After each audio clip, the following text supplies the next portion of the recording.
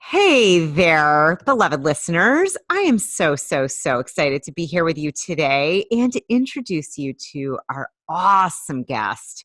You are in for a treat, and today on the show is very dear friend, an amazing woman, Suzanne Longstreet. Suzanne is a mindset mentor, author, and speaker. She is the author of Invisible to Invincible, inspiring entrepreneurs to increase clarity, confidence, and to grow your business and make a difference. Suzanne believes that too many female entrepreneurs are stuck in survival mode. She provides mentoring, coaching, and training for entrepreneurs to shift their mindset by clearing up their limited beliefs that keep them stuck. Suzanne mentors each entrepreneur to focus on their bright future and take action to build the life and business of their dreams. Suzanne's clients have increased their clarity and confidence. They have moved from just scraping by to quickly growing their businesses and tripling their revenue. I want you guys to also know that Suzanne is a total badass. We're going to get to talk to her about her story, her incredible work in the world, and as well as her wisdom. There's a lot of wisdom in there. So without further ado, Suzanne, welcome to the show. Thank you so much. I'm so excited to be here. Spend time with you, Julie. Oh, I feel the same. Suzanne, we met, my gosh, I guess about a year ago. We're both in the same Bold Heart community, and right away, this is how I know. It's always like kindred spirit at first sight. I was like, this woman is a unicorn. She is a pink unicorn. I love that. And little did I know, like, you have quite a story. I mean, you've gone through a lot. You've just really did a lot of transformation. I mean, I just, maybe for people to get to know you, because they don't know your unicornness yet. Let's tell them a little bit about you. When you hear, You-est YOU, what does that mean to you? What has it been like, kind of growing and moving into and living into your You-est YOU? I love that question. And I listened to your podcast, so I was ready for this question. And then as you're saying it, I'm like, oh, what is my You-est YOU? What is that again? And I really think it's when we can go back to the person that we were when we were 5. Yeah. When we were back to our 5-year-old, fun, happy, not worrying about anything self. And that person, without the baggage that we accumulate because somebody said something on the school ground, or a teacher looked at us funny at some point, or the boy that we like doesn't like us back. Yeah. All that stuff that gets wrapped around our beautiful essence. And when we're able to clear all of that away and go back to being that magnificent 5-year-old who's not afraid of anything and is willing to pick up a microphone and sing in front of people, or dance when they don't know how to dance, and just do it without fear. I think that's the You-est YOU. Oh, I love that. Tell us about, so you were 5 at one point, and then I'm assuming a whole bunch of stuff happened, and then you kind of came back to your 5-year-old self. Yeah, I'm back there now. You're back there now. Maybe share a little bit, when did you off-road? What was that like? I think I off-roaded, around about age 8. We had we've had some tragedy in my house, in my family. My father's sister passed away, and she was killed tragically in a car accident with her husband. And their son, my brother, came to live with us. And my mom, and I was jacking around and having fun, as all 8-year-olds do. And my mom turned to me and said, "You need to grow up and help me parent these children." She had now an 8-year-old, a 6-year-old, my sister, me, 8-year-old, and then the 2 little ones who were 1-year-old and 2. And so there goes childhood, done.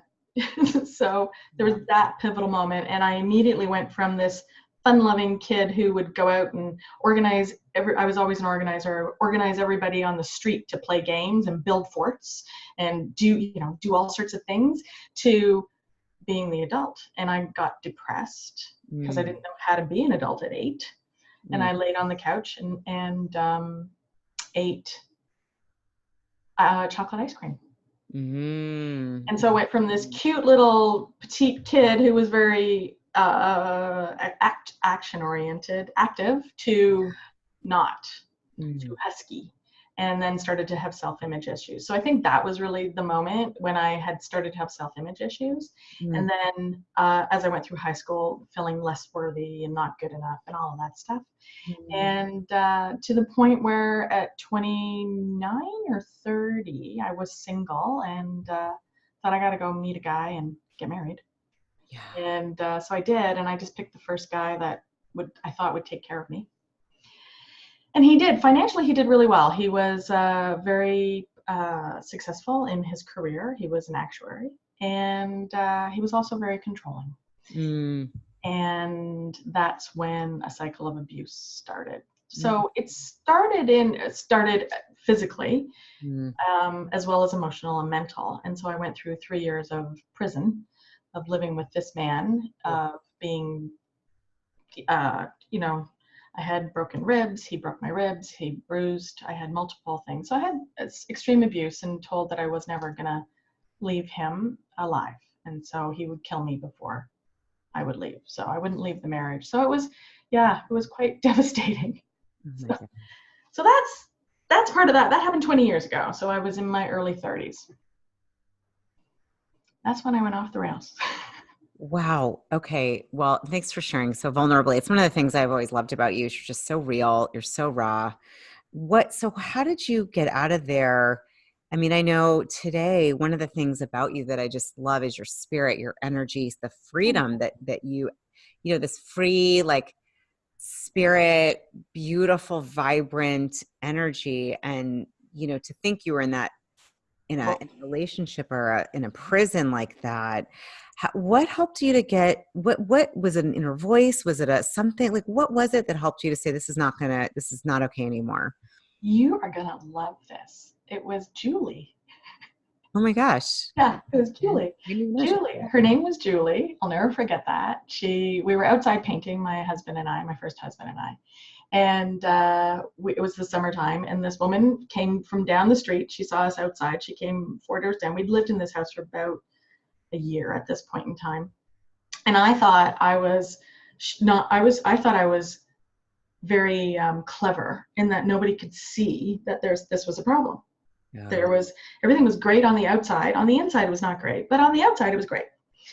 Well, so Julie came down. She said, "Hi, my name is Julie. I live down the street. I live 4 doors down the street. See that car down the street with the," and she described it. She goes, "Now, if you ever need anything, please know that I'm just 4 doors down. If there's anything I could ever do for you, day or night, please know that I'm just 4 doors down. Now, we're not going to be here for the next 2 weeks, but my son Chris is going to be home.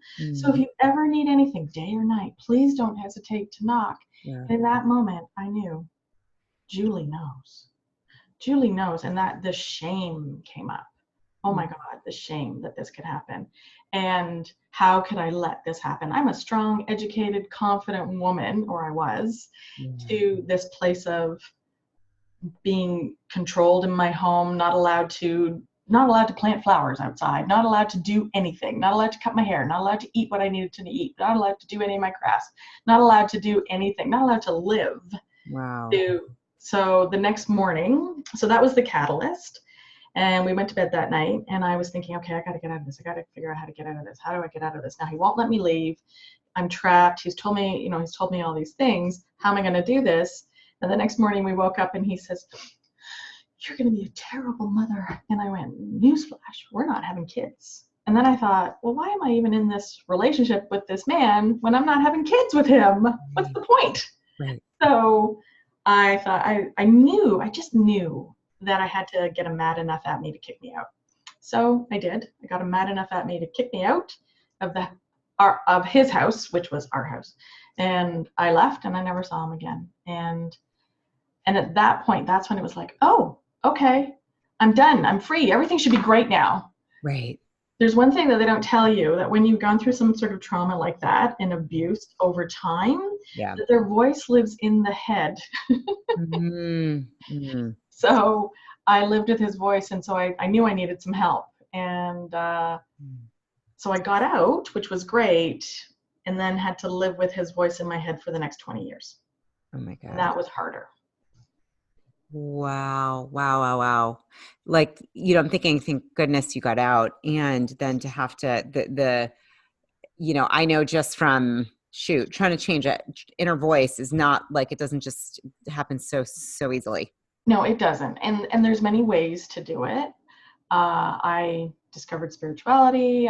We were talking earlier about, before the call, we talked about a woman by the name of Carolyn Mason who wrote Sacred Contracts.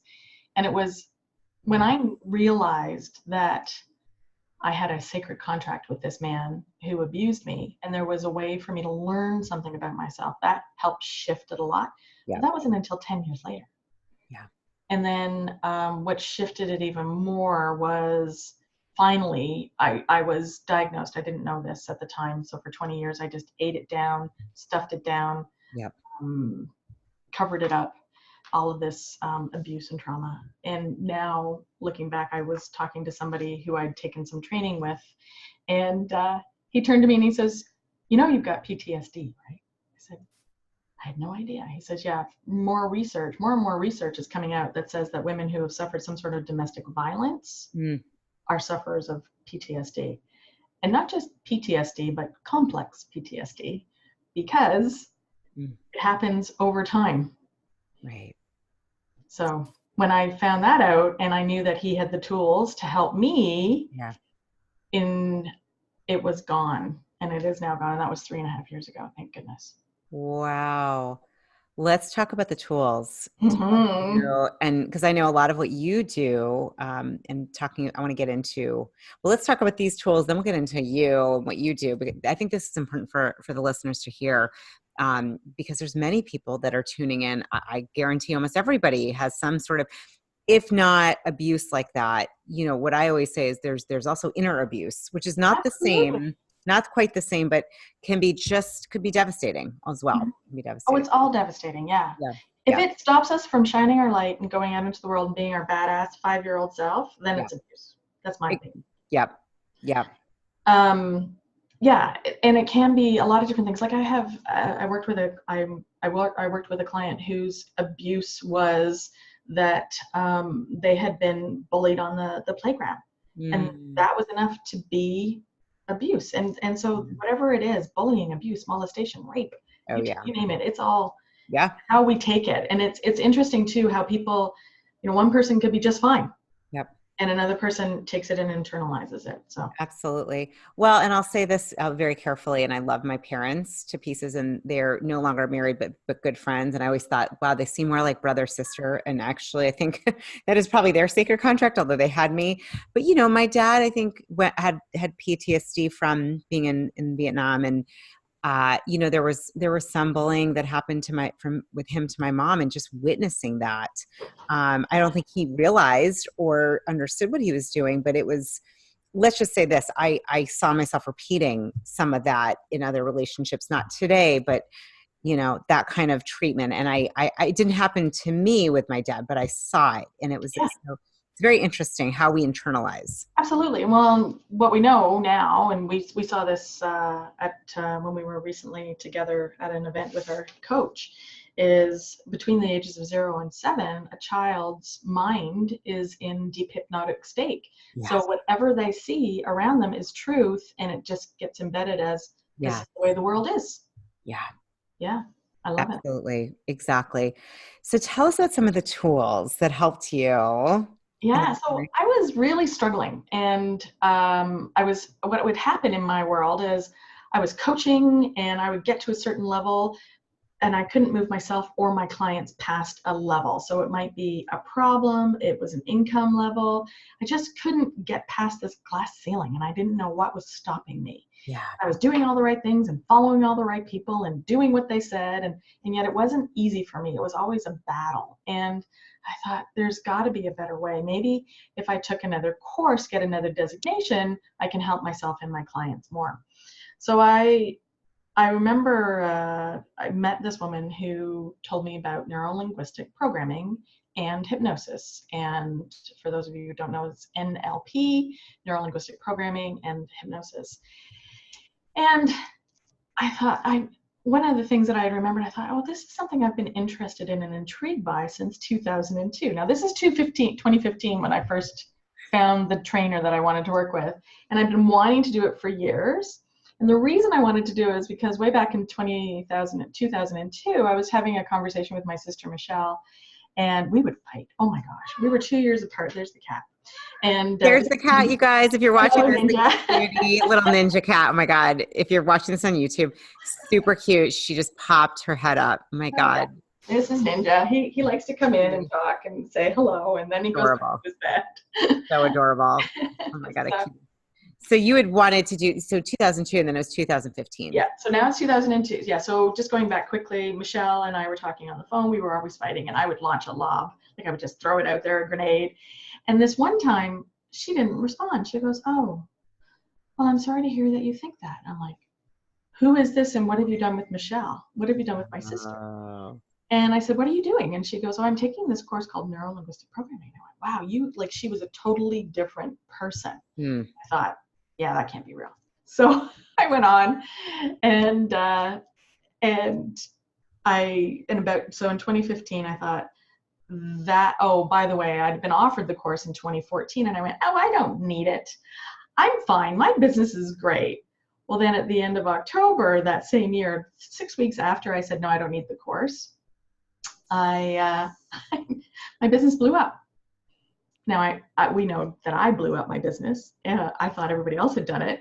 I had 3 clients fire me in the same day. I was like, what the heck? And my income just went from doing okay to not. Oh, wow. Oh, my goodness. So then this woman reached out again in February, and she says, just come to the weekend. So I went to the weekend, and then I thought, oh, I went home, I'll sign up for the course. And I went home to my husband, and I said, okay, I'm thinking of taking this course. And he goes, oh, you might as well. You have no clients anyways. Oh my gosh. Okay. It was funny.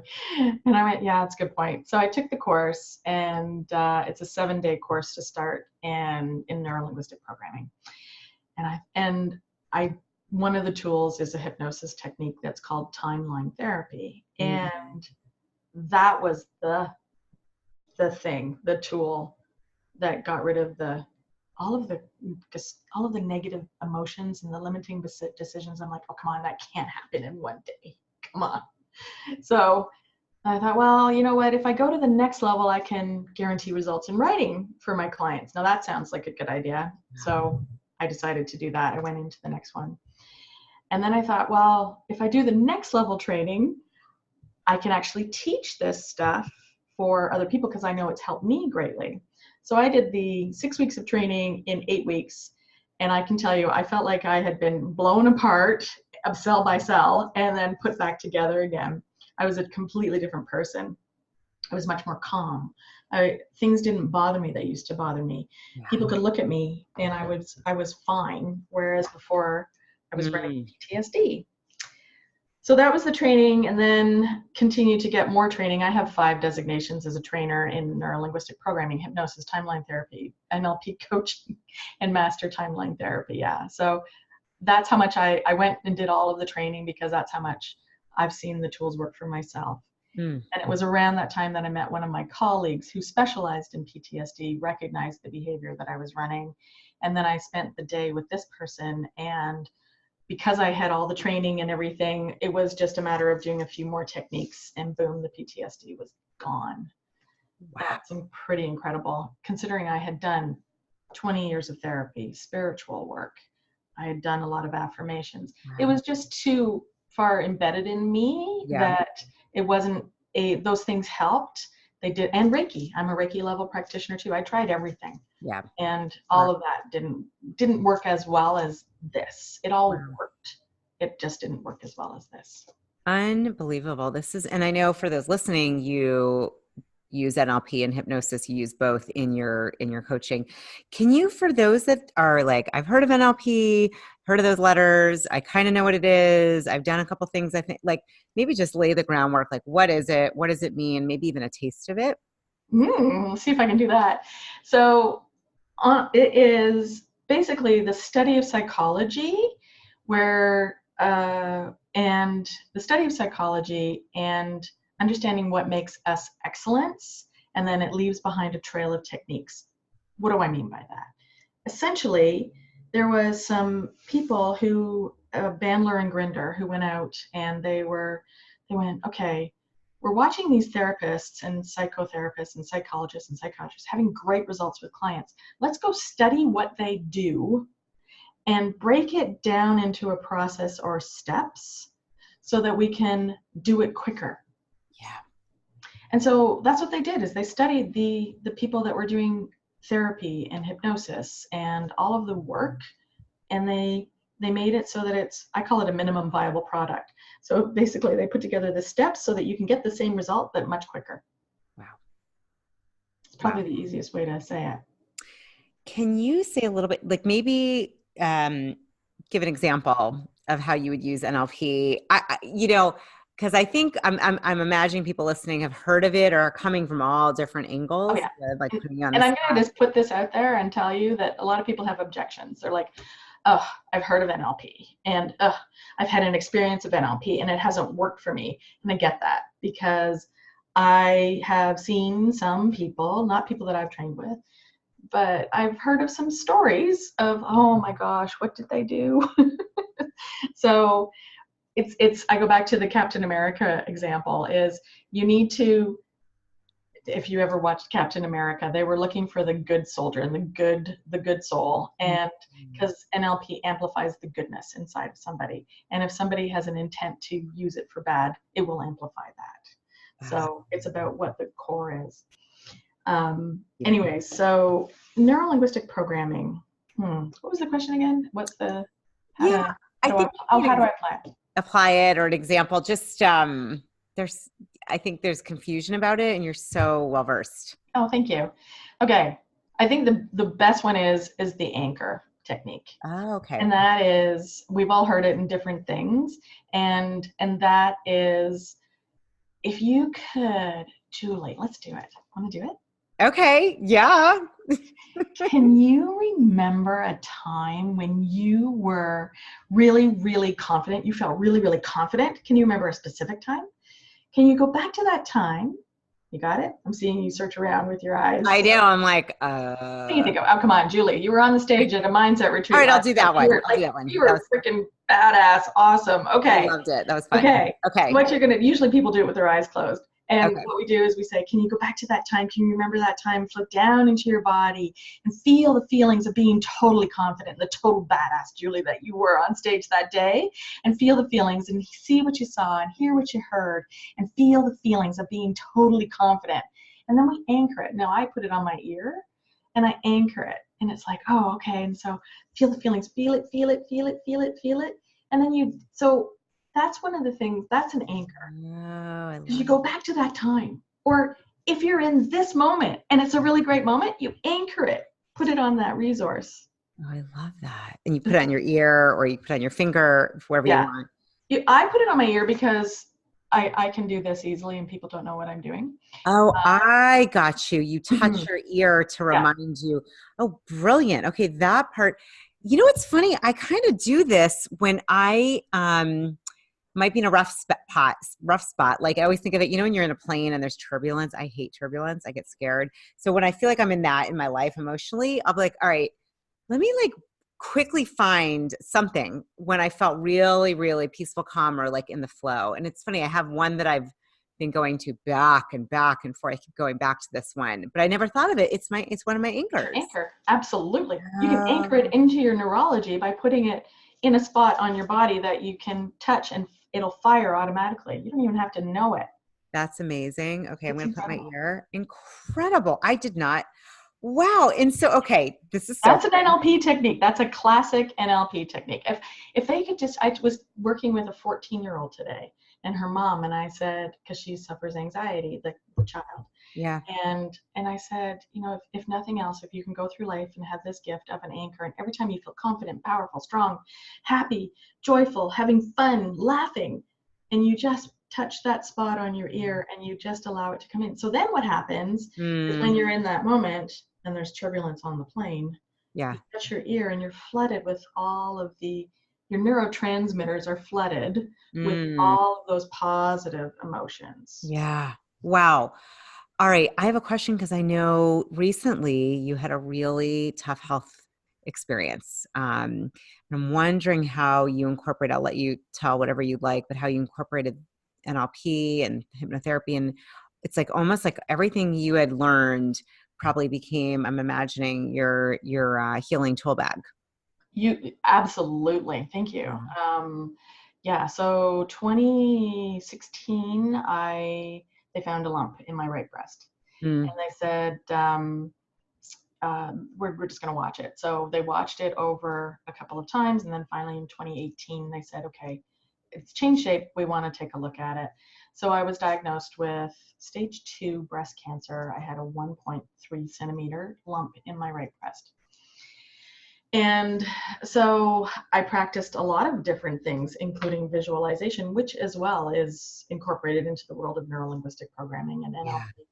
And visualizing it going away, and visualizing it myself healthy, and visualize everything going well, and it all did. And it's funny because I was talking to somebody recently, and they said, Suzanne, you talk about it so clinically as if you went to the dentist and that happened. And that's because I used all of the tools. You're absolutely right. I used all of the tools at my disposal. I reached out for help in my community when I was having moments. I actually spoke to our coach, Fabienne. What do I say? How do I tell people? Do I tell people now? Because I still wanted to run my business. I still was running my business while going through the surgery. I took the week off right after surgery to give myself a little bit of time to heal.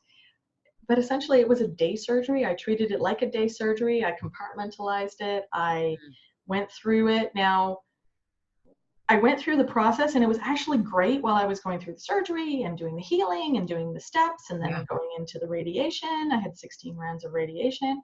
All of that was great. It wasn't until after the radiation was done and there was no more appointments set up, and I could think about it. And then I started to have what I call an emotional wobble. It's like, what's going on? And so I had my own bout with cancer. My father had been diagnosed with cancer and was dying with cancer at the time. And my uncle, who was very dear and near to me, also died of cancer. So it was like, whoa, whoa, whoa, all of this at the same time. And I used an NLP technique to help me with that. And it's something called a Modality technique. And what it was is you take a picture, you get in your mind's eye, somebody else walked me through it, is you get a picture and you think of cancer. When you think of cancer, do you have a picture? And I pulled up a picture, and I could see the sign at the hospital that I'd had the surgery, and I saw that. And what you do is you imagine that in your mind's eye, you have a dial, and you can make it dimmer, you can make it small and dark, you can put yourself in the picture and push it on the other side of the room. And as soon as I did that, it was almost like magic. It was so cool. It was like the emotional wobble was gone. Wow. It was like, that's so neat. So now I think, yes, it happened. And yes, I have learnings from it. And yes, I make sure I take care of myself, and I do the things that I need to do. Yeah. And I'm fine. It's amazing. That is so, and so interesting. It was a year after you did all this training. So it's almost like, the universe prepared you with everything you needed in your spiritual healing tool bag. I love this. You said submodality. Yeah, that's right. Submodality. Submodality. So it's like you don't change the picture, but you almost change the way it's like you dim it. You could dim it. You can refocus. That is fascinating. Isn't that amazing? Just imagine all the things in your life that are negative that you could take a picture of, because there are people in our world, we know this, who can't get over a certain event that happened, and they still have a picture of it. Make it small and dark, push it on the side of the other side of the room, make it the size of a postage stamp, and put yourself in the picture so that it's far away. And it's like it just goes away. It takes it out of the unconscious mind, the emotional connection of it. Yeah. Beautiful. And then there's multiple other techniques that I can do, of course. And those are the two that really work for me in those instances. Wow. Amazing. With the timeline therapy, can you give us a little sense of what that is? Because it sounds like that also helped you with the PTSD. So you guys listening in, this is like, first of all, Suzanne, I highly recommend everybody connect with you because you're amazing. You're intuitive, you're kind, compassionate, caring. You really, you have a way of just making someone feel very comfortable. And like, this is just these techniques work. So well, so well. Timeline therapy is a hypnosis technique. It was developed by Dr. Tad James in about the 80s, and he worked with Milton Erickson, who was Dr. Milton Erickson, the grandfather of hypnosis. And what he had discovered, Dr. Tad James had discovered, he was working with a student, and the student wasn't getting over something, and so he says, okay, so just float up above your timeline and into the past and before that event, the first time that you ever had that feeling. Okay, yeah. Okay, now come back to now, above your timeline, come into now. Okay, so how is it different? And the person said, I don't have the feeling anymore. I don't have the anger. Are you kidding me? Like, it couldn't be that easy. And so then he started to do techniques and work, and he developed a script and process and techniques. And this is what I've been trained in. And we clear all the negative emotions, any negative emotion that somebody comes up with. We always clear anger, sadness, fear, hurt, and guilt first. Anger, sadness, fear, hurt, and guilt. And then any other major ones. So we can clear depression, grief, terror, rage, all of them. So I have multiple clients that come in and they don't even know, because a lot of people are completely separated from their emotions, which is why we overeat. Yep. Right. And so they don't even know that they have these. And so my job is to get them to remember their emotions and figure out what that is. And then we clear them. And this technique takes 45 minutes, that technique. Now, it takes hours to set it up so that, we build the rapport and then do the technique, and then there's follow through. So it takes time that way. The actual technique is so quick, 45 minutes, an hour. Wow. So you kind of float to before, and then you float to now, and I'm simplifying. And then in that I could see that, like the time, I kind of get intuitively what you mean. That's incredible. Mm-hmm. And it's based in science and quantum physics. Yeah. Yeah. It's a quantum dimensional technique. Wow. Yes. And there's math in there too. You have to come into the master's course to figure that out, so I can share that secret with you. Wow. Yeah, it's pretty neat. So are you actually shifting the molecules or I'm getting way over my head? No, what we're doing. Yeah. It's not that. It is actually shifting the synapses in the brains so that they fire differently. So for example, what happens is we all run strategies. So an outside event happens, we hear something or we see something. Right. And inside of us runs a strategy all the way to behavior. Right. And it runs so fast, like faster than I'm snapping you from my fingers. If you can hear that, I'm a pathetic snapper. But anyways. So am I.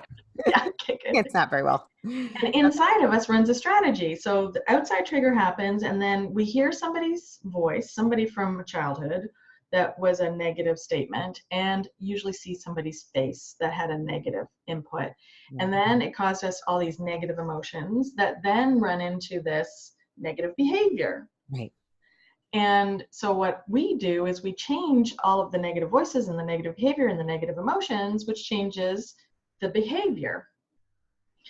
So that's how quick it happens. It's amazing. It is amazing. It's truly amazing. Oh my gosh, Suzanne, what a gift that you've done for yourself and that you give, and that tell me before we wrap, two quick things. I guess my question is, what's your why with what you do? Like, what's your vision? What do you feel like, I know you're somebody who's so purposeful, so soulful. Like, what is it that you feel like, I am here to do this?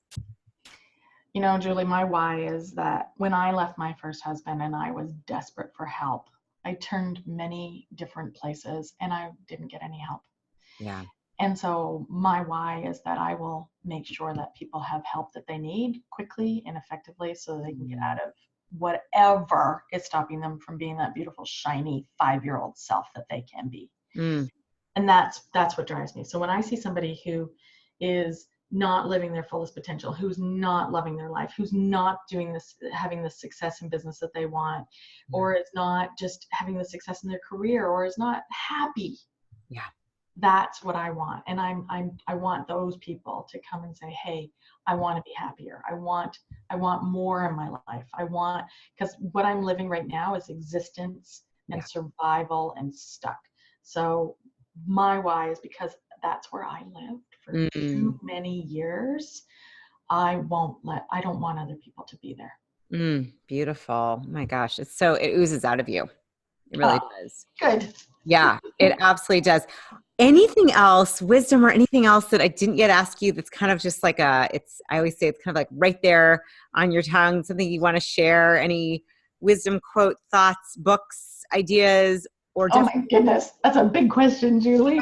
Or anything intuitively. See, Suzanne is my intuitive soul sister, so I can just say intuitively anything that you feel like you wanted to end with before we also need your website. Oh yeah. Let us know where we can find you. I don't know. I'm going to go back to the pink unicorn, because when you said that back to me way back in September, you said, Suzanne, you're a unicorn. I was like, oh, I'm a unicorn. I don't know what that means. I just love it. As long as it has pink and sparkles, I want to be it. Yeah, magical. Absolutely. And I think that we all have that ability within us. And so I just want to, if there's somebody out there who's listening to this podcast and who likes the sound of my voice and is interested in talking to me, then reach out. I'm always happy to have a conversation. I do hear a lot of people who say, we don't want to waste your time. You're not wasting my time, because you have a genuine ask or you want to have a conversation. I love that. I love talking to people. I love connecting with people. You're so good at it. You're such a good girl. So yeah, intuitively, I can't think of anything other than the pink unicorn keeps up coming up. So whatever that is. Well, it goes right back to the 5-year-old, right? So like and I think it's the perfect wrap up, because really it's, one of the things I think you do so brilliantly is help people to rediscover, uncover that, whatever that is. For me, it might've been a purple unicorn. Yours was pink. It would have sparkles. I would have some tutus on it, whatever the heck it is, right? For some, it might be G.I. Joe. I'm dating myself. Like whatever it would be, you help to get back to that. Yeah, because however you are inside is perfect. Yeah, that's absolutely so right on. Where can we find you? My website is successandclarity.com. Nice. You'll physically find me just an hour outside of Toronto in Canada. Love the accent. I did notice the O's. And I knew you were from Canada. That's so funny. Beautiful. And, yeah. Awesome. Successandclarity.com. And we're going to, just for those listening, I always say, first off, if you're driving, don't take notes. That's something I had to stop myself from doing. So I say that as a reminder, but we'll have a lot of these key points in the show notes. And yeah, reach out to Suzanne, you guys. She is such you are so genuine and easy to connect with, and really so big-hearted and so clear that you're here to serve and help and work with people to help them find their beautiful 5-year-old fun, silly self. I love it. Thank you so much. What a gift you are. Oh, and you know what? All the things that you said about me, I can absolutely reflect them back and say, oh my God, that's you. That's how I feel about you. So I'm so glad. And thank you so much. This has been such a joyful experience. And I just feel so happy. And what a great way to start the weekend.